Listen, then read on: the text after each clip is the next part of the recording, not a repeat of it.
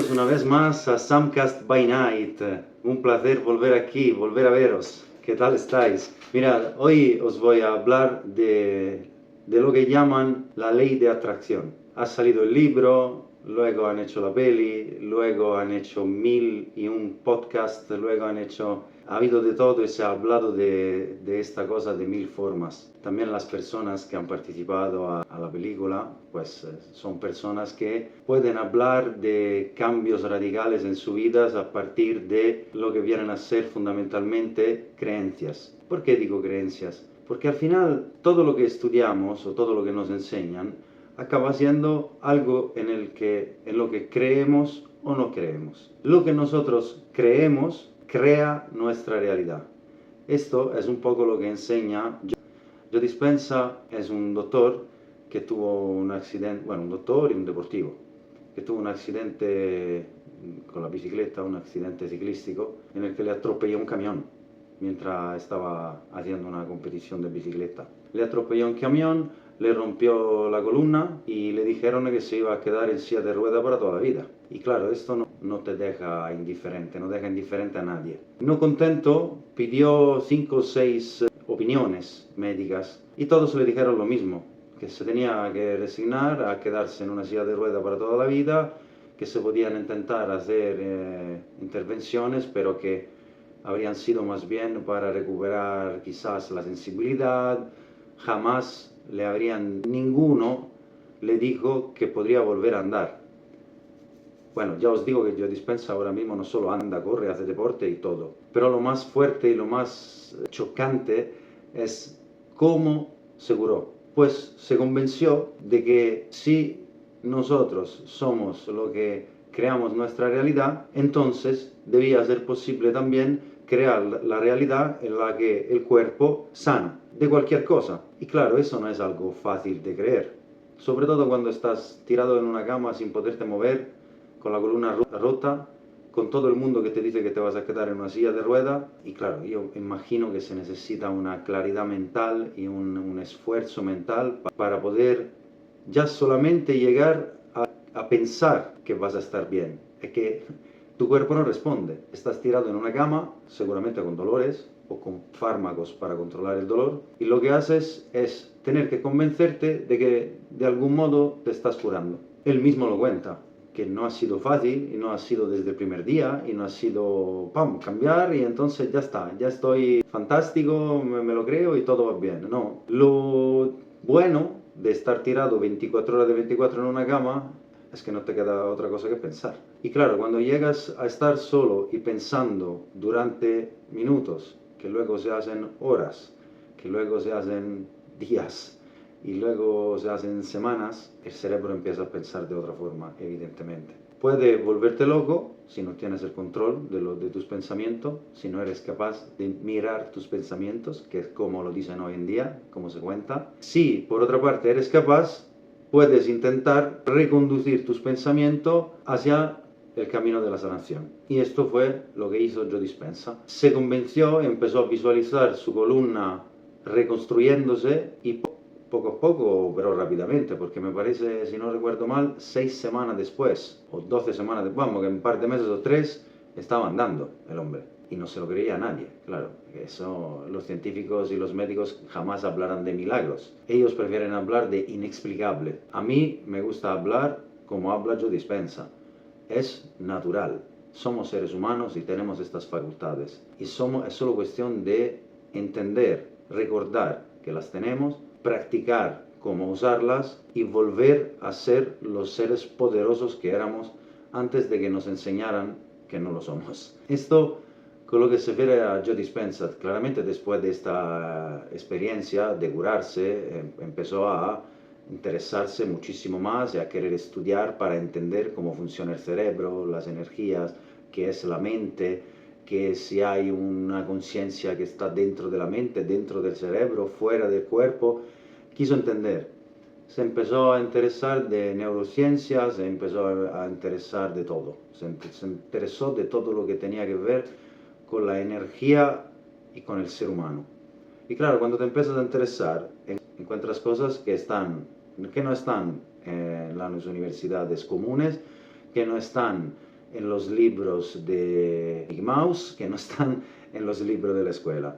Son cosas que no interesa al poder, a los que gestionan este planeta, no les interesa que el ser humano recuerde eso. ¿Por qué? Primero porque si recuerdas que eres un ser libre y poderoso, es muy complicado gestionar tu vida. Es muy complicado que vayas a votar, por ejemplo, para decir una, parafrasando las palabras de Corrado Malanga, entre otras cosas, que está completamente contra del hecho de ir a votar unos partidos, una partitocracia que ha demostrado durante decenios que está claro que no hacen nada para el pueblo. Hacen para el pueblo cuando necesitan hacer cosas para conseguir votos y quedarse en el poder. Entonces, ¿qué pasa? Como al poder no le interesa que nosotros sepamos estas cosas, nosotros no sabemos estas cosas. Así de fácil. Luego os quería hablar del doctor Manel Sansegarra. Y quien lo conoce estará pensando, Samuel, ¿pero qué coño tiene que ver esto con Joe Dispenza y su experiencia? Pues yo creo que tiene mucho que ver. Porque al final lo que enseña, lo que explica el doctor Manel Sansegarra, fundamentalmente es que nuestra misión de vida es descubrir, recordar nuestra supraconciencia, conectar con ella y tener una vida plena. Él es un médico científico que antes de llegar a poder creer en lo que ahora va contando en conferencias por todas partes, pues ha hecho un proceso científico, un camino científico para llegar ahí. Y lo cuenta muy bien. Dice, el primer escéptico he sido yo. ¿Por qué? Porque él ha estudiado en el método newtoniano, cartesiano, donde se le enseña que la materia es lo que cuenta y poco más. O sea, poco más en el sentido de que fuera de la materia y fuera de lo reproducible del laboratorio, todo es algo que a la ciencia común no interesa o simplemente no contempla. ¿Por qué? Porque no se puede hacer un estudio científico sobre algo que no se puede repetir en el laboratorio. Pero las cosas en los últimos años han cambiado. Se ha empezado a hablar de energías un poquito más, se han empezado a tener instrumentos para ver otros espectros energéticos, se ha entendido de forma distinta el trabajo del electromagnetismo en general, del magnetismo, y esto hace que el doctor Sansegarra empieza a creer que a lo mejor podría ser que lo que le contaban sus pacientes clínicamente muertos en su camilla de hospital, en su quirófano, personas que ya no tenían, por supuesto, latido, no tienen actividad cerebral, no tienen nada, no están muertos, lo que todos conocemos como muerto, un ser humano muerto, ¿vale? Pues estos muertos, al despertarse, después de un tiempo, una semana, 10 días, 2 semanas, le ha pasado a él que le han contactado para decirle que les había pasado una experiencia rara y para preguntarle. Y le han dicho, doctor, es que yo mientras usted me dijo que estaba muerto, yo estaba encima de mi cuerpo, viéndoos a todo, sé exactamente lo que habéis hecho, y no es solo esto, es que también he estado en el quirófano de al lado, en otras habitaciones, ahí estaban haciendo esta cosa, allá estaban haciendo otra cosa, y claro, el doctor cuando revisó los archivos para ver cuáles eran las operaciones que se estaban realizando en los otros quirófanos, cuáles eran los médicos y los sanitarios que estaban participando, y vio que todo encajaba exactamente como era, exactamente en ese momento, un poquito de duda le entró. Sobre todo porque es una prueba fehaciente que cuando la vives no es lo mismo que cuando te la cuentan. O sea, ahora te lo estoy contando a ti, a mí me lo ha contado, o sea, me lo ha contado él, lo he visto en sus entrevistas, y claro, yo pienso, ¿y si me lo hubiese contado a mí mi hermano, por ejemplo? ¿Qué valor le daría yo a este testigo? Pues un valor enorme, me lo creería de primera, diría, joder, de momento me lo creo, porque lo estoy verificando que es todo verdad. Vamos a ver por qué es verdad.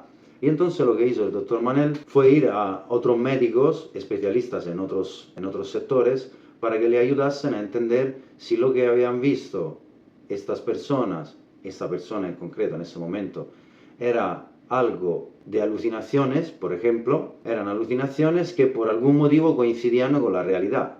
Por ejemplo, él lo cuenta así, yo creo que lo hace para hablar de su camino científico, para intentar demostrarlo de forma científica. Luego, puede que me equivoque, pero estoy seguro que él cuando ha ido a hablar con los especialistas para saber si estas eran alucinaciones, él ya tenía clarísimo que no eran alucinaciones. Lo que quería era ir a demostrar a ellos, que siempre habían dicho que esta experiencia eran alucinaciones, quería demostrarles que no. Y él no lo cuenta así, él lo cuenta diciendo, yo fui a preguntar porque como yo no entiendo de esto, y de verdad, Manel, muy bien, muy humilde por tu parte, muy bonito de escucharte y de verdad, me acerca muchísimo a ti esta forma que tienes de explicar la cosa. Eres especial, una persona sin lugar a duda especial. Y entonces se fue y preguntó cómo son las alucinaciones.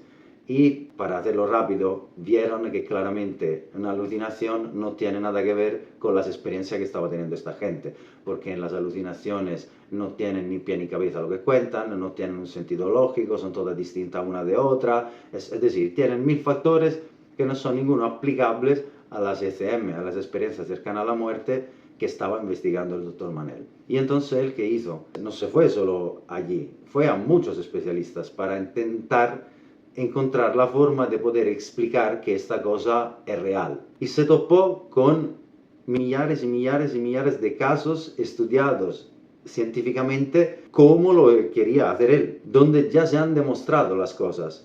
Por ejemplo, ha habido casos donde el fallecido, al recuperarse, al renacer, al revivir, si se puede decir así, al revivir, no solo estaba contando las cosas que pasaban en los quirófanos de al lado, es que estabas contando cosas que estaban pasando a las antípodas, al otro lado del planeta. Entonces, y era así, lo verificaron y eran cosas ciertas, con personas ciertas que estaban haciendo esta cosa cierta. Es decir, no se le podía decir que no. Y de estos casos hay infinitos. Y ahora te cuento un poco, así como lo hace él en grandes líneas, si no sabes nada de este tema puede ser interesante. ¿Cuáles son las cosas que viven, como lo dice el doctor Manel, los ítems más constantes en estas vivencias? Los que la mayoría de los que tienen estas vivencias coinciden en estos puntos. Porque luego hay temas de matices, historias, personajes basados más bien en las creencias de cada uno. Y entonces cada uno ve cosas que resuenan con sus creencias y con su mente, digamos, con su vida real. Sin embargo, estas cosas, estos ítems se repiten prácticamente siempre. En el 93-94% de los casos se repiten estas cosas. Luego hay un pequeño porcentaje, lo que queda hasta el 100%, que le llaman experiencias cercanas a la muerte, experiencias demoníacas o infernales, se la llaman así porque son muy feas, en pocas palabras. Pero nos centramos en la gran mayoría, en lo grande, ¿no? En lo grande vamos a centrarnos en lo que pasa es que el enfermo, como lo llama el doctor Manel, yo prefiero decir el momentáneamente fallecido, sale de su cuerpo, se ve salir de su cuerpo teniendo un cuerpo físico y se eleva en una posición arriba, normalmente se encuentran dentro de un quirófano, dentro de una habitación de hospital. Estos son lo que cuentan los que vienen de estudios reportados por médicos. Claramente, es el médico que, habiendo vivido lo mismo que ha vivido el doctor Sansegarra con un enfermo muerto, que luego ha revivido sin saber por qué y que le explica, no, sin saber por qué no, muchas veces se le están haciendo, o sea, el enfermo muere y después de morir le hacen las maniobras de reanimación. Cuando vuelve a vivir, después de un tiempo, algunos, me parece que recordar que habla de un 20% de las personas, han tenido esta experiencia. Entonces se elevan, salen del cuerpo, se elevan, ven todo, pasan a través de paredes y muros y tejados, es decir, tienen un cuerpo físico, pero son inmateriales. Y el doctor Manel, después de todos sus estudios, ha llegado a explicar que esto es porque están en una dimensión distinta. Creo recordar que es la segunda dimensión, donde no tienen la facultad de interactuar con objetos de nuestra dimensión. Entonces, ¿qué pasa? Un enfermo le dijo que le quería tocar y le atravesó, claramente porque no pueden interactuar con nuestra materia. Sin embargo, explica que sí pueden actuar con la materia, pero en su plano, en ese otro plano donde se encuentran. Y entonces, bueno, estas personas se ven todo lo que está pasando, tienen una sensación de paz y de armonía indescriptible, suelen ver a seres queridos fallecidos, algunos ven figuras religiosas según sus creencias, y la mayoría de estas personas no quieren volver, es decir, están en esa situación y están bien ahí. Ahí es donde se dan cuenta de que nuestra realidad, la que vivimos aquí es una realidad que no es real, es mentira. ¿Cómo se está demostrando? Bueno, teorías, estudios científicos que han ganado premios Nobel, que hablan de energía, de física cuántica, etc., explican que la realidad no es más que un holograma fractálico. Es decir, la realidad en la que nosotros vivimos es algo al que nosotros damos forma colapsando la materia. Así lo explican. ¿Qué quiere decir? Que todo es energía y que lo que nosotros vemos físico delante de nosotros somos nosotros los seres humanos que a través de nuestra conciencia le damos forma física. Y esto entonces nos lleva, ahora al final del vídeo, a que estas dos experiencias y estos dos mentores, como me gusta llamarlo a mí, porque son personas que me abren los ojos y que me dan ganas de seguir estudiando, aprendiendo, investigando, pues los dos demuestran que la conciencia está fuera de la realidad. Con respecto a Joe Dispenza, está claro, nadie, ningún médico de los mejores de Estados Unidos le había dicho que se podía curar. Y se curó solo, es decir, es inexplicable. Pero bueno, ya solo no es inexplicable esto, porque ahora lo que hace Joe Dispenza es enseñarlo a cientos de miles de personas y hay gente ciega que ha vuelto a ver, hay gente paralítica que ha vuelto a andar, hay gente a la que se le ha ido un cáncer terminal, es decir, y lo han hecho ellos, solamente con la fe en sí mismos, que es lo que le enseña Joe Dispenza en sus talleres y en sus conferencias. Entonces, si es verdad que nuestra mente colapsa la materia y entonces crea la realidad y lo demuestra sobre su propio cuerpo, sobre el cuerpo que habita. ¿Cómo lo dice el doctor Manel? Dice, este que llevamos aquí es un estuche, dice. Me gusta mucho esta palabra. Es un estuche o un abrigo que te pones y cuando ya no funciona o ya estás viejo te lo quitas y te vas. Y después de un rato a lo mejor te pones otro. Pero eso para próximos capítulos. Ya empezaríamos a hablar de la reencarnación, un argumento fascinante también. Pero vamos entonces al final. ¿Qué es la ley de atracción? La ley de atracción no es nada más que lo quiero decir con mis palabras, no quiero copiar las palabras de nadie. O sea que si tardo un momento, espérame, porque lo estoy haciendo ahora mismo así, en vivo para ti. La ley de atracción es una ley física, no es una creencia, no es una religión, algo que te dicen y que te lo puedes creer o no creer. Puedes darte cuenta o no, pero no es una cuestión de creerlo, es una cuestión de darte cuenta de que las cosas son así. ¿Y cómo te das cuenta? Pues no creyendo, sino estudiando y entendiendo. Si tú estudias, entiendes que es posible. De momento que entiendes que es posible, ya no necesitas creer, necesitas probar. ¿Me explico? En mi caso, me ha pasado prácticamente siempre, cuando he querido para lo positivo, y luego me ha pasado de forma subconsciente cuando no he querido para lo negativo. Es decir, ahora soy consciente de que todo lo que me pasa en la vida lo creo yo. Lo que no soy consciente de cuándo lo estoy creando y cómo lo estoy creando siempre, aunque muchas veces sí, es cuando me pasan cosas malas. ¿Por qué? Porque normalmente me doy cuenta después de cómo lo creé yo. Mientras cuando quiero que me pasen cosas buenas, la verdad, es muy fácil.